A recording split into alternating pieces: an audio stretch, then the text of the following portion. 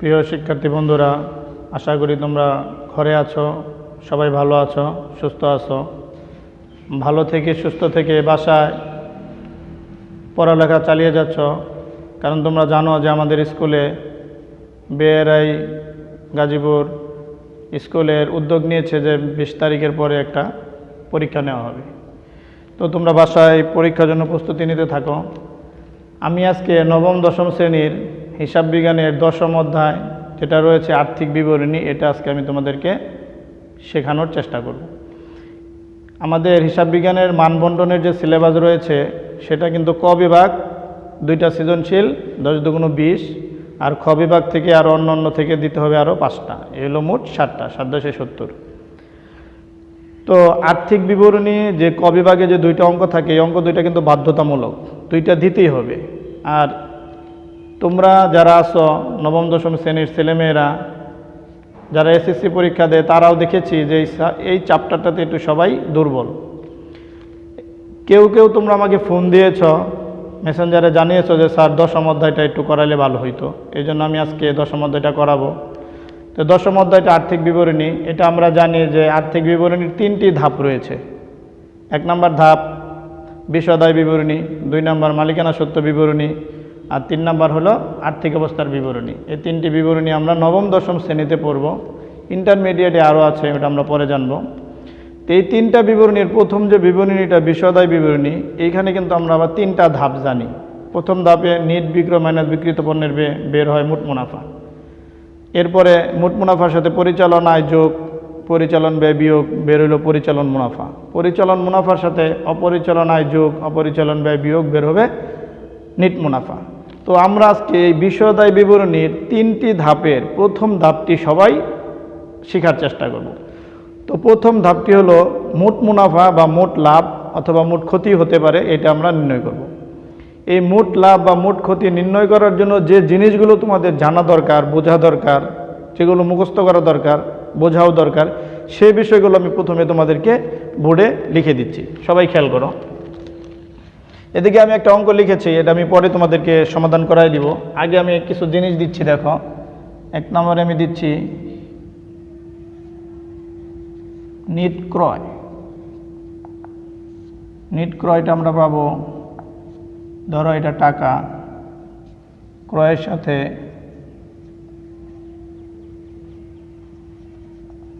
অলিখিত ক্রয় যোগ করব। যোগ করে নিচে নামাইলাম। এর থেকে বিয়োগ করব, বিয়োগ ক্রয় ফেরত, বিয়োগ ক্রয় ফেরত। তথ্যের মধ্যে সবই দেওয়া থাকবে, ক্রয় ফেরত বিয়োগ করব। এর সাথে ক্রয় বার্তা বিয়োগ করব। ওকে, ক্রয় বার্তা, ক্রয় বার্তা বিয়োগ করার পর এরপরে মালিক কর্তৃক পণ্য উত্তোলন থাকে। হ্যাঁ, আমি শুধু এখানে পণ্য উত্তোলন লিখলাম। মালিক পণ্য উত্তোলন করে থাকে, এটাও আমরা বিয়োগ করব। যেটা বের হইল এটা হইল নিট ক্রয়। তাহলে আমরা একটু মুখস্থ করে নিব। পণ্য ক্রয়, ক্রয়ের সাথে অলিখিত ক্রয় যোগ, ক্রয় ফেরত বিয়োগ, ক্রয় বার্তা বিয়োগ, মালিক কর্তৃক পণ্য উত্তোলন থাকলে এটাও বিয়োগ, বিয়োগ করে যেটা পাবো এটা হলো নিট ক্রয়। ওকে, এরপরে আমরা নির্ণয় করব নিট বিক্রয়।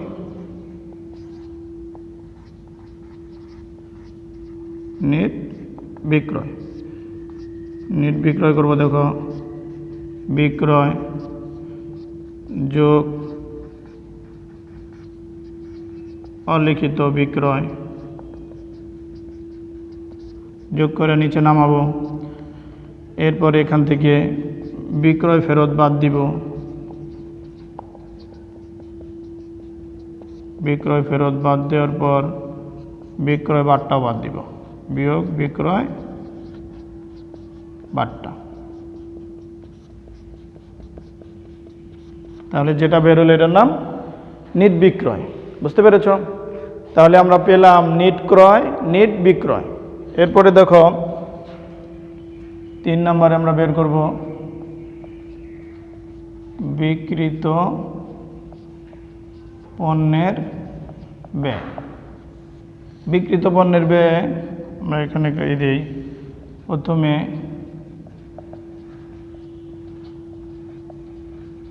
প্রারম্ভিক মজুত পণ্য নিব, এটা প্রারম্ভিক মজুত পণ্য। ওকে, এর সাথে এই জিনিসগুলো যোগ করব, নিট ক্রয়,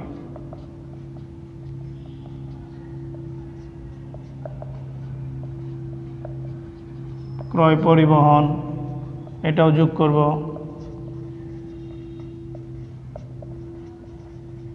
আমদানি শুল্ক এটা থাকলে এটাও যোগ করব,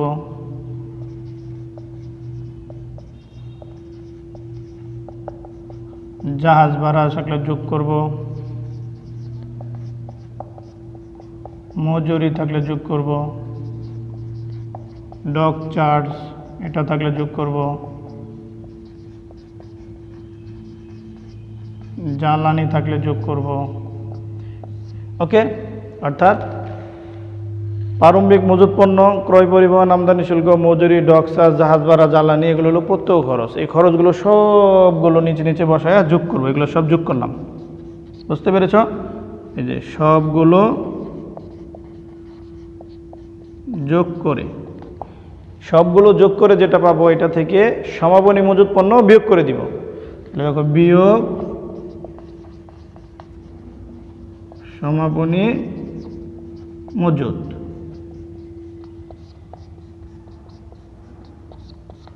ওকে, যেটা বেরোলো এটার নাম বিক্রিত পণ্যের ব্যয়। তাহলে তোমরা একটা জিনিস খেয়াল করলে, আমরা প্রথম বিশদায় বিবরণী যেটা, সেটার প্রথম ধাপ করব। প্রথম ধাপ হলো মোট মুনাফা বা মোট লাভ বা মোট ক্ষতি। তো এইটা জানার জন্য, এটা পারার জন্য আমার এই তিনটা জিনিস হলে আমরা সবাই খুব সহজে পারবো। তাহলে একটু দেখো, নিট ক্রয় একটু মুখস্থ করে ফেলবে। ক্রয় যোগ অলিখিত ক্রয় বিয়োগ ক্রয় ফেরত বিয়োগ ক্রয় বাট্টা বিয়োগ পণ্য উত্তোলন। নিট বিক্রয়, বিক্রয়ের সাথে অলিখিত বিক্রয় থাকলে যোগ করব, বিক্রয় ফেরত বিয়োগ বিক্রয় বাট্টা বিয়োগ, তাহলে পেয়ে যাব নিট বিক্রয়। এরপরে বিক্রিত পণ্যের ব্যয়, অর্থাৎ পণ্যটা যে আমি বিক্রি করেছি সেটা বিক্রয় করতে গিয়ে এই এগেনস্টে ব্যয় কত হয়েছে, এটার নাম বিক্রিত পণ্যের ব্যয়। That means cost of goods sold. এটা আমরা সামনে এটা পাবো শব্দটা, কস্ট অফ গুডস সোল্ড মানে বিক্রিত পণ্যের ব্যয়।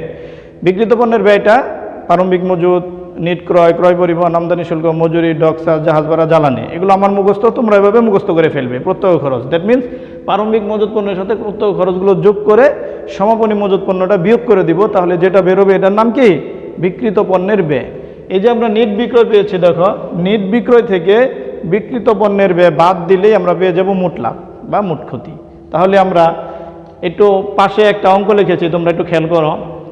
শাহরিয়ারের রেওয়া মিল 31 ডিসেম্বর 2017, একটা রেওয়া মিল দেওয়া আছে। দেখো কি কি দেওয়া আছে। প্রারম্ভিক মজুত পণ্য 8000, পণ্য ক্রয় ও বিক্রয়, ক্রয় দেওয়া আছে 80,000, বিক্রয় দেওয়া আছে 1,40,000। বুঝতে পেরেছ? ক্রয় পরিবহন 5,000, বেতন ফেরত আছে, দেখো এখানে ফেরত 3,000, 2,000, জাহাজ ভাড়া 7,000, বেতন 9,000, বিজ্ঞাপন 6,000, আমদানি শুল্ক 4,000। এটা হলো উদ্দীপকে দেওয়া আছে। সমন্বয় কি বলেছে দেখো, সমাপনী মজুত পণ্যের ক্রয় মূল্য 5,000, বাজার মূল্য 6,000। 2 নম্বরে বলেছে বাকিতে পণ্য ক্রয় ও বিক্রয় যথাক্রমে 3,000 টাকা ও 4,000 টাকা, যা এখনো হিসাবভুক্ত হয়নি। হিসাবভুক্ত হয় নাই মানেই লেখা হয় না, দ্যাট মিনস অলিখিত। একটা আছে ক্রয়, একটা আছে বিক্রয়, তার মানে অলিখিত ক্রয়, অলিখিত বিক্রয়। এখন নিচে এখান থেকে আমি প্রশ্ন করব, উপরোক্ত তথ্যের আলোকে মোট মুনাফা বা ক্ষতি নির্ণয় করো। এরকম একটা তথ্য দিয়ে আমাদের বলল মোট মুনাফা বা ক্ষতি নির্ণয় করো। তাহলে আমরা এটা মোট মুনাফা বা ক্ষতি এখন আমরা দেখো মোট মুনাফা বা ক্ষতি নির্ণয় করব। এটা নির্ণয় করার জন্য আমাদের একটা বিশদায় বিবরণের ঘর টানতে হবে।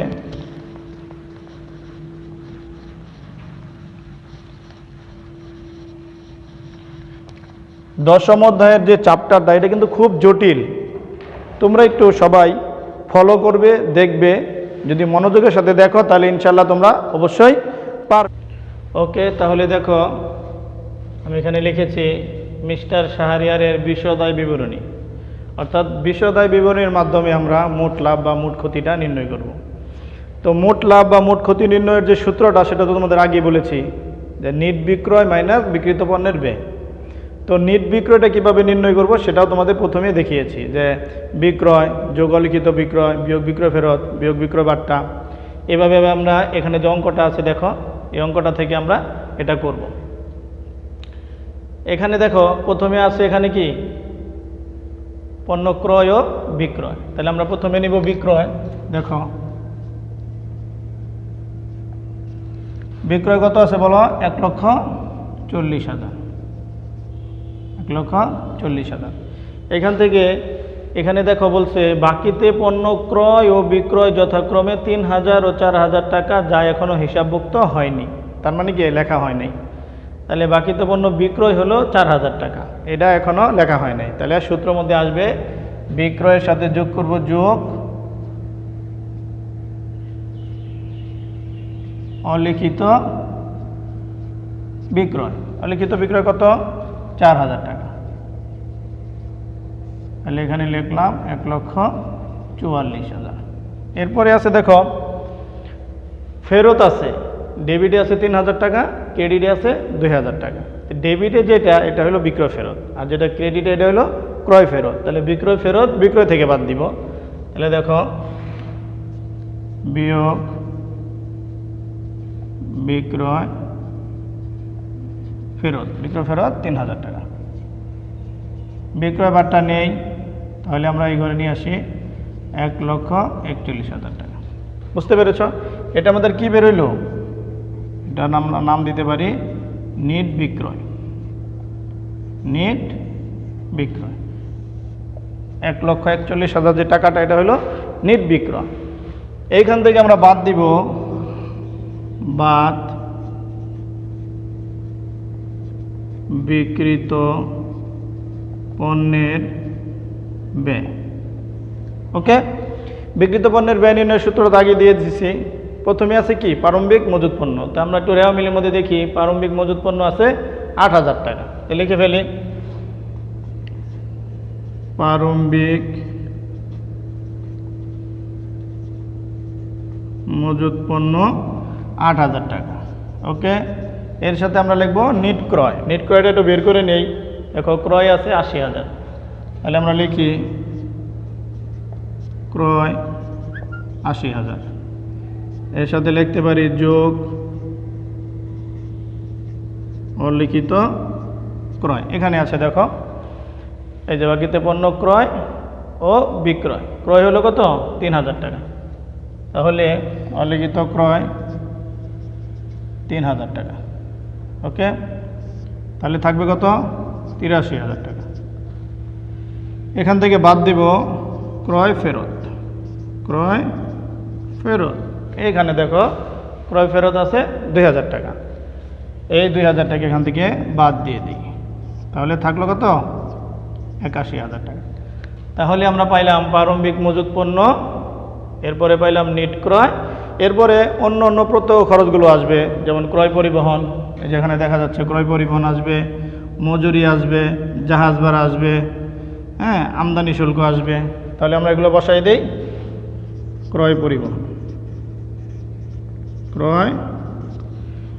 ক্রয় পরিবহন আছে 5,000 টাকা। ওকে, মজুরি আছে 8,000 টাকা। এরপরে আছে জাহাজ ভাড়া, জাহাজ ভাড়া আছে 7,000 টাকা। এরপরে আছে আমদানি শুল্ক,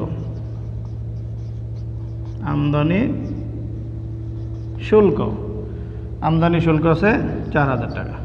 এখন প্রারম্ভিক মজুত, নিট ক্রয়, ক্রয় পরিবহন, মজুরি, জাহাজ ভাড়া, আমদানি শুল্ক, এগুলো সবগুলো আমরা যোগ করব।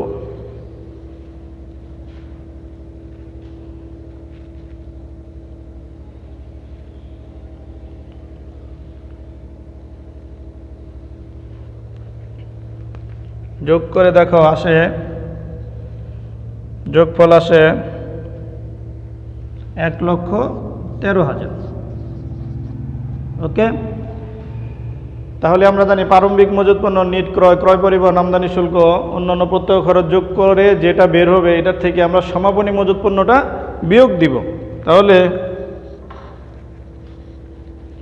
সমাপনী মজুত পণ্য দেখো এখানে আছে। সমাপনী মজুত পণ্যের ক্রয় মূল্য 5,000 টাকা ও বাজার মূল্য 6,000 টাকা। আমরা জানি যে সমাপনী মজুত পণ্যের মূল্য যদি দুইটা দেওয়া থাকে তাহলে যেটি কম সেটি নিয়ে হিসাব করতে হয়। তাহলে কোনটি কম? 5,000 টাকা, এটি কম। তাহলে আমরা এখান থেকে লিখতে পারি বিয়োগ সমাপনী মজুত 5,000 টাকা। তাহলে থাকলো হলো 1,08,000 টাকা। তাহলে দেখো শিক্ষার্থী বন্ধুরা, আমাদের এই ঘরটাতে যেটা বের হয়েছে এটা হলো নিট বিক্রয়। নিট বিক্রয় থেকে বাদ দিব, দ্যাট মিন্স বিয়োগ করে দিব বিক্রিত পণ্যের ব্যয়। বিক্রিত পণ্যের ব্যয় কোনটা হলো? 1,08,000 টাকা।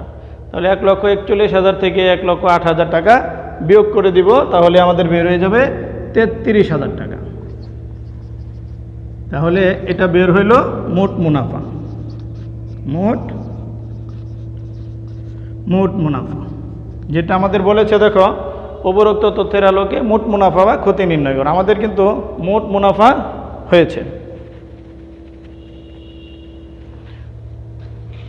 তো দেখো প্রিয় শিক্ষার্থী বন্ধুরা, আজকে আমরা খুব সহজেই শিখতে পারলাম যে কিভাবে আমরা মোট মুনাফা বা মোট ক্ষতি নির্ণয় করব। নিট বিক্রয় থেকে বিক্রিত পণ্যের ব্যয় বাদ দিব। আর এটা পারার জন্য যে সূত্রগুলো আমি তোমাদেরকে দিয়েছি এগুলো সবাই খুব সুন্দর করে মুখস্থ করে ফেলবে, আর নিজেরাও কিন্তু তোমরা চেষ্টা করবে। তো আমি তোমাদের যদি একটা বাড়ির কাজ দিই, দেখো এরকম একটা অঙ্কই যদি তোমরা একটু অ্যামাউন্টগুলো কম বেশি করে, এখানে একটু কম বেশি করে নিজেরা একটা তৈরি করতে পারো। প্রথম তুমি একটু দেখে দেখে করো, পরে নিজে একটু না দেখে না দেখে করার চেষ্টা করো। এরপরে বইয়ে উদাহরণ আছে, এক্সারসাইজ আছে, এগুলোতেই করবা। এটা কিন্তু একটা লম্বা একটা অধ্যায়, এটা থেকে আমি কন্টিনিউ দেখি কত ক্লাস করতে পারি।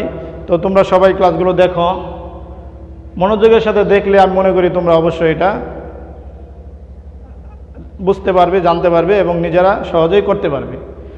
তো সবাই ভালো থাকো, সুস্থ থাকো। আর এই মাসের 20 তারিখ, দ্যাট মিনস জুলাইয়ের 20 তারিখ থেকে আমাদের একটা পরীক্ষা হবে। এটা তোমরা পরীক্ষার জন্য প্রস্তুতি নাও আর আমার জন্য দোয়া করো। আমিও তোমাদের জন্য দোয়া করি। বর্তমানে করোনা পরিস্থিতিতে সবাই সবার জন্য দোয়া করি। আর বাসায় থাকো, পড়ালেখার মধ্যেই থাকো, স্যারদের সাথে যোগাযোগ করো, কোনো সমস্যা হলে আমাদের সাথে যোগাযোগ করো। সবাই ভালো থাকো। আজকের জন্য অনলাইন ক্লাসে এখানেই পরিসমাপ্তি করছি। আসসালামু আলাইকুম রহমতুল্লাহ।